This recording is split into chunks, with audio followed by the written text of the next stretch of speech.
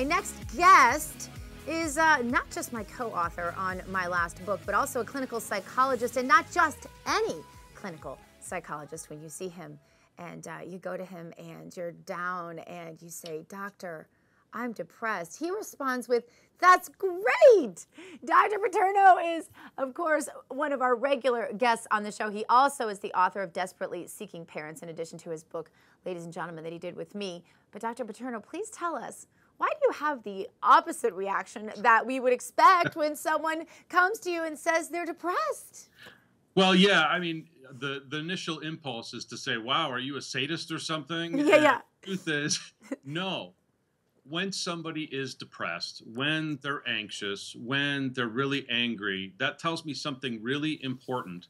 That's that they have some fire in the belly, that there is some significant need that they have and some energy behind it because they desperately want something different.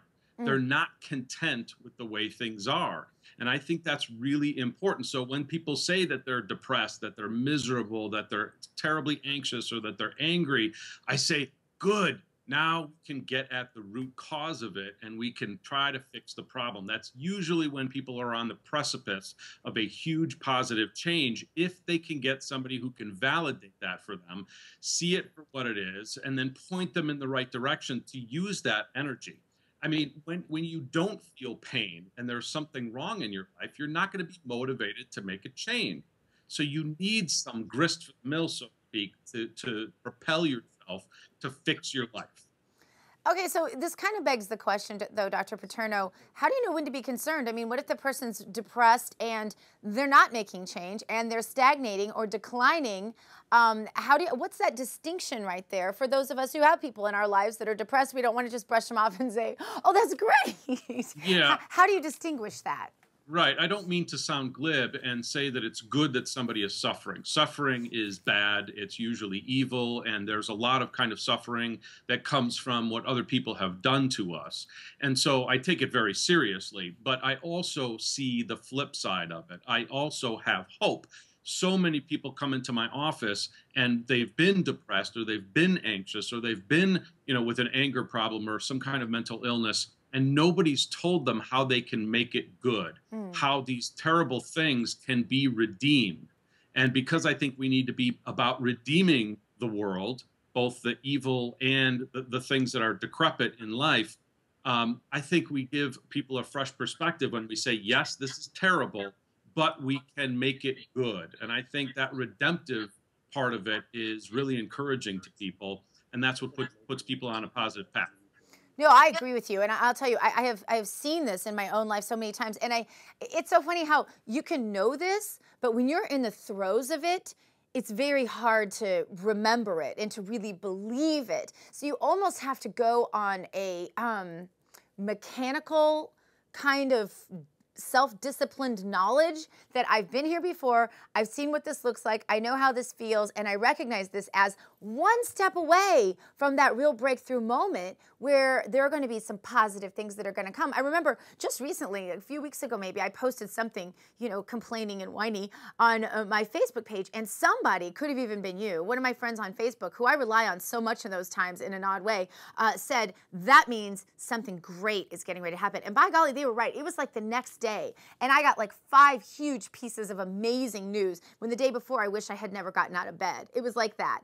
And so it really is true. And so I think for people, don't you think it really becomes a matter of self-discipline to recognize this as a stepping stone really to what's getting ready to happen? Because it's at those moments where if we don't believe in that and we start to give up or we start to relinquish any of that emotion that's very intense just to feel better for the moment, that's where we could really lose, right? Yeah, that's part of it. And I agree that self-discipline is an essential for people who want to change. There's also a sense in which, we've talked about this before, you need a partner. You need somebody who can pull you out. And, it's almost like if you're in a dark tunnel, which a lot of people have used to describe depression. You're in a dark tunnel and you see no light. Well, if you don't see the light yourself, but somebody else can see it for you and you trust them, then they can say, follow me, grab my hand, I will take you to that place. And then when you get close enough, then you can see the light yourself. And so if you have somebody in your life who can be that positive person, who can see the good in the bad, who can see the redemptive nature of suffering, then you can follow them willingly, if a little bit begrudgingly. What's the worst thing you can do to someone? A friend comes to you and you can see that they're just so caught up in this moment that they're just not seeing the growth that you're seeing or the positive blessings that you're seeing in their life. What's the worst thing you can do in that situation? Well, I think to label it as purposeless. And there are a couple different ways that we do that in life. One of the ways is to just say that you have a brain disorder. Okay. If you're anxious, well, there's something wrong with your brain. If Mm. you're depressed, there's something wrong with your brain. And so there's no purpose to it. But I believe that almost all suffering has some kind of purpose to it. That doesn't mean that it's not bad or evil, but it does have some kind of purpose. And so I think if we suck the purposeness out of it, or that sense that there's something that good could come out of it, I think people get incredibly hopeless. So how do you direct that person into that? Because I think that's a tricky thing. Saying someone's in the midst of this and they're really feeling all the, I'm just going to say it, the spiritual battle that hmm these moments become. How do you walk someone through that if you're not a psychologist and trained to do this? What's the best way? Well, first of all, I think the Bible gives us a lot of good examples of situations that look terrible. Between 40 years in the desert, wandering and feeling like you're never going to get to the promised land, and yet knowing that God had his plan, and also understanding the difference between Good Friday, which seemed very, very hopeless to the disciples and Jesus followers, and recognizing that on Sunday there was your answer.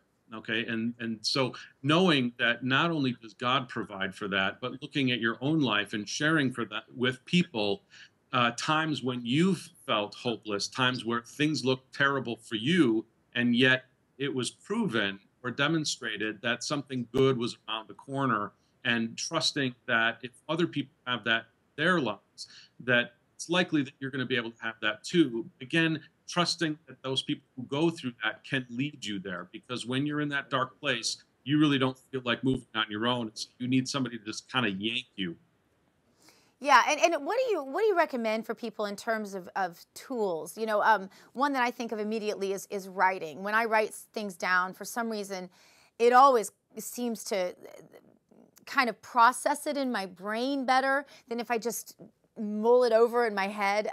But are there other tools besides writing that you think can be good for people who are going through that at that moment? Yeah, well, I love writing because I think narrative therapy, or changing your life story or your life trajectory, can be very powerful. Right. But I think fantasy is also very important. If you Mm. can't imagine something better, then how can you get hopeful for it? So Oh, I I think like that. using fantasy is really, really powerful. It's not just something whimsical that we do that's a waste of time.